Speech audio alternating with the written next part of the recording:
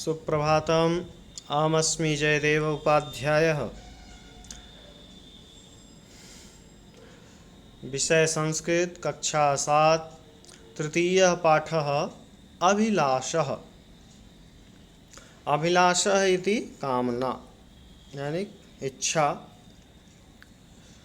इसमें अपनी इच्छा व्यक्त कर रहे हैं। देखें, आप लोगों ने इस पाठ का अध्ययन किया होगा। इसका शुद्ध उच्चारण किस प्रकार से इसका लय है आप लोगों को बताया गया था। आइए इस पर इसके शब्द के अर्थों और पूरे श्लोक के अर्थ का चर्चा करते हैं हम लोग। दयामय देव दीनेषु दया दृष्टि सदा देया। संबोधन है ये। दयामय देव दीनेषु, दयामय देव, हे दयामय देव यानी ईश्वर, दीनेषु दीनों पर, दीन यानी दुखी, तो दुखियों पर, दया दृष्टि कृपा पूर्ण दृष्टि, सदा मतलब हमेशा, दया यानी दें, देनी चाहिए, प्रतिज्ञा मतलब वही वचन देना, प्रतिज्ञा, दीन रक्षाया, तो दीन वही अर्थ है दुखी, दीनस्य रक्षा, दीन रक्षा, दीन की, दुखी लोगों की रक्षा की प्रतिज्ञा। दयालु ये संबोधन है, हे दयालु ईश्वर के लिए आया है। जातु मतलब कदाचित, नो यानी नहीं, हेया मतलब छोड़ें। तो इसमें कवि अपनी इच्छा व्यक्त करता है। हे दयामय ईश्वर, दीनेषु सदा दया दृष्टि देया। दयामय देव, हे दयामय ईश्वर, दीनेषु दुखी लोगों पर, सदा यानी हमेशा, दया दृष्टि देया, दया दृष्टि कृपा पूर्ण दृष्टि, देया यानी देनी चाहिए अर्थात रखनी चाहिए। हे दयामय ईश्वर, आपको दुखी लोगों पर हमेशा कृपा पूर्ण दृष्टि रखनी चाहिए। प्रतिज्ञा दीन रक्षाया, दीन रक्षाया प्रतिज्ञा, दुखी लोगों के रक्षा की प्रतिज्ञा। दयालु, हे दयालु ईश्वर, इसको दयालु को पहले कर लेंगे। हे दयालु ईश्वर, दीन रक्षाया प्रतिज्ञा, दुखी लोगों के रक्षा की प्रतिज्ञा। जातु यानी कभी भी, नो हेया कभी भी नहीं छोड़ें। तो इस तरह से प्रार्थना करता है इसमें कि हे दयामय ईश्वर, आपको हमेशा दुखी लोगों के ऊपर दया दृष्टि रखनी चाहिए।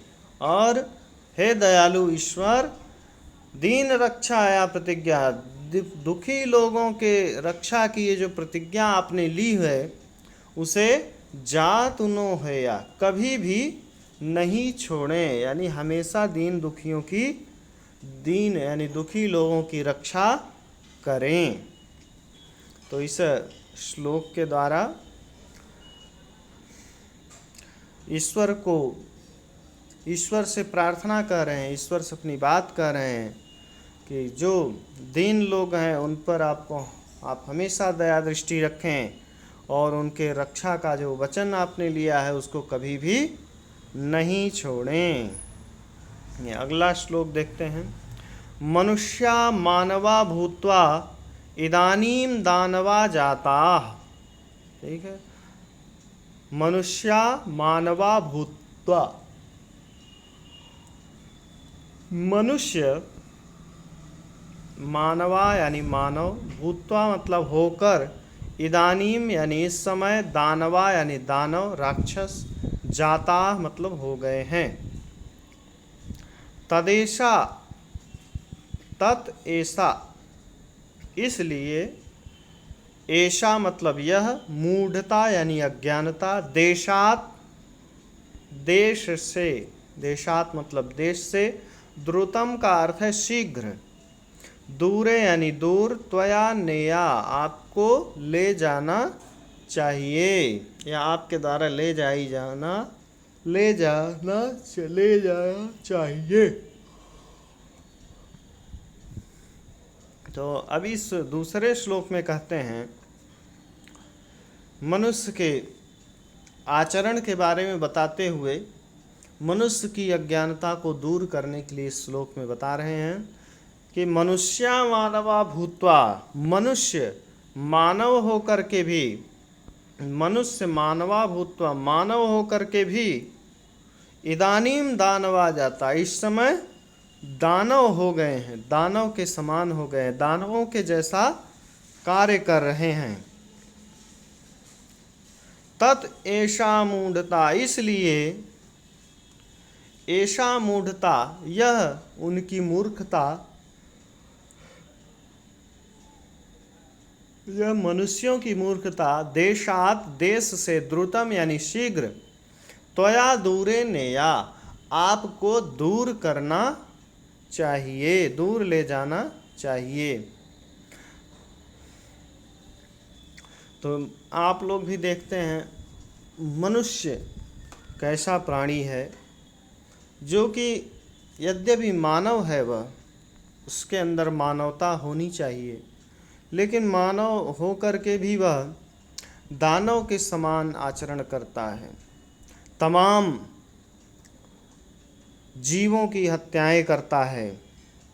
ऐसा कोई भी जीव नहीं है बचा है, जलचर, भूचर, पानी में रहने वाले हों या ज़मीन पर रहने वाले हों या आकाश में उड़ने वाले जो पक्षी हैं, मनुष्य इन सभी का भक्षण करता है।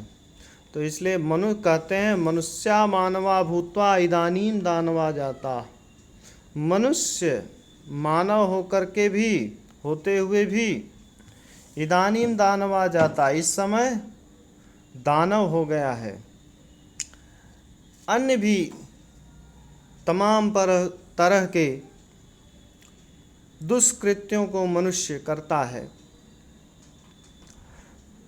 इसलिए तत् यानी इसलिए, देशात ऐसा मूढ़ता, देश से, हमारे देश से, यह अज्ञानता, मूढ़ता मतलब अज्ञानता, द्रुतम यानी शीघ्र, त्वया दूरे नेया आपको दूर कर देना चाहिए, दूर ले जाना चाहिए। अगला श्लोक है त्वदुपदेशामृतं त्यक्त्वा विपन्नो हंत लोकोयम। ठीक है, त्वद उपदेशामृतम, तुम्हारे उपदेश रूपी अमृत को, त्यक्त्वा का अर्थ होता है त्याग कर। ठीक है, त्यक्त्वा मतलब त्याग कर यानी छोड़कर, विपन्नः यानी दुखी, हंत मतलब होता है खेद है, लोकोयम, लोकः धन अयम, यहाँ पर दो शब्द है, लोकः अयम, तो अयम लोकः, लोक शब्द का विशेषण है अयम, तो यह लोक यानी संसार, तो यह संसार। तदुद्धाराय, तत् उद्धाराय चैतेषाम, उनके उद्धार के लिए, तत् उद्धाराय इसलिए, उद्धार के लिए, चैतेषाम, च धन एतेषाम, एतेषाम यानी इन सभी के उद्धार के लिए, उद्धाराय यानी उद्धार के लिए, प्रभु संबोधन है, हे प्रभु। गीता पुनर्गेया, गीता पुनः गाई जानी चाहिए, गेया यानी गाई जानी चाहिए। तो कहते हैं हंत खेद है, त्वदुपदेशामृतं त्यक्त्वा, आपके उपदेश रूपी अमृत को त्याग करके, अयम लोकः विपन्नः, यह संसार विपन्नः यानी दुखी हो गया है, दुखी है।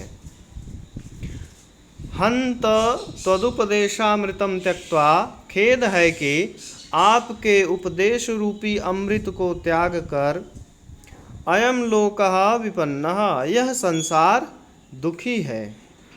तदुद्धाराय चैतेषाम इसलिए एतेषाम उद्धाराय इन सभी के उद्धार के लिए प्रभो गीता पुनर्गेया हे प्रभु आपको पुनः गीता गाना चाहिए, या हे प्रभु आपके द्वारा पुनः गीता गाई जानी चाहिए।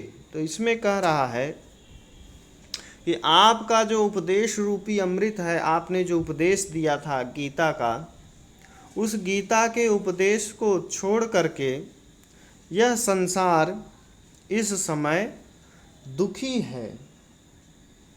आपके सुंदर उपदेशों को त्याग करके यह संसार इस समय उन उपदेशों को त्यागने के कारण से, उनको भूलने के कारण से दुखी हो गया है।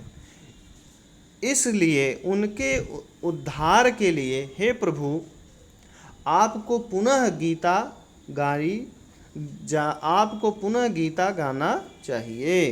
तो हे प्रभु आपने जो गीता अर्जुन को जो गीता सुनाई थी, वह गीता एक बार पुनः आपको गा करके लोगों को बताना चाहिए। चलिए अब अगला श्लोक, किमधिकम ब्रूमहे भगवन्, यहाँ से शुरू है। किम अधिकम, अधिकम किम ब्रूमहे भगवन्, तो अधिक क्या, किम अधिकम यानी अधिक, किम यानी क्या, ब्रूमहे यानी कहें, भगवान ये संबोधन है, हे भगवान। विनीत प्रार्थनैकेयम, विनीत प्रार्थना एका इयम, तो एका इयम विनीत प्रार्थना, एक यह, इयम यानी यह, एका मतलब एक, विनीत प्रार्थना यानी विनम्र प्रार्थना है। यत एते, यत यानी कि, एते मतलब ये, बालका ये बालक, स्वीया यानी आपके अपने, प्रभो नो विस्मृतिम नेया हे प्रभो, नो यानी नहीं, विस्मृतिम नेया, विस्मृतिम यानी भूलना, नेया यानी ले जाना, भूलना चाहिए, विस्मृतिम नेया विस्मृत नहीं करें, तात्पर्य है। तो यानी विस्मरण न करें। तो किमधिकम ब्रूमहे भगवन, हे भगवन, किम अधिकम ब्रूमहे अधिक क्या कहें, विनीत प्रार्थनैकेयम यह एकमात्र मेरी यह विनम्र प्रार्थना है, यदेते बालकाः स्वीयाः ये जो आपके अपने बालक हैं, ये जो कि एते स्वीया बालका ये जो अपने बालक हैं, आपके अपने बालक हैं, प्रभु हे प्रभु, विस्मृतिम नो नेया उनको कभी भी विस्मृत न करें, यानी उनको कभी भी भूलें नहीं। तो इस तरह से अंत में वह ईश्वर से प्रार्थना करते हैं कि हे प्रभु ये जो आपके अपने बालक हैं, अपने बच्चे हैं, इनको आप कभी भी विस्मृत न करें, यही एकमात्र मेरी विनम्र प्रार्थना है, हमेशा इन पर कृपा दृष्टि बनाए रखें, यही चाहता है। तो इस तरह से इन चारों श्लोकों का अर्थ आप लोगों को बताया गया और कुछ उसमें भावार्थ भी समझाया गया। अब देखें नीचे यहाँ पर शब्दार्थ दिया हुआ है, शब्दों का अर्थ दिया है, आप लोग देख रहे हैं। इन शब्दार्थों को आप याद करें और जो श्लोक का अर्थ बताया गया है, इन श्लोकों के अर्थों को अपनी कापियों में लिखें और श्लोक भी याद करें और उनके अर्थों को भी याद करें। फिर इसके बाद अभ्यास प्रश्न शुरू है, इसके आप लोगों को अलग से बताया जाएगा। ये प्रश्न भी बहुत सरल हैं, आप इन्हें भी पाठ के माध्यम से कर सकते हैं। आप सभी अच्छे से तैयारी करें। धन्यवाद।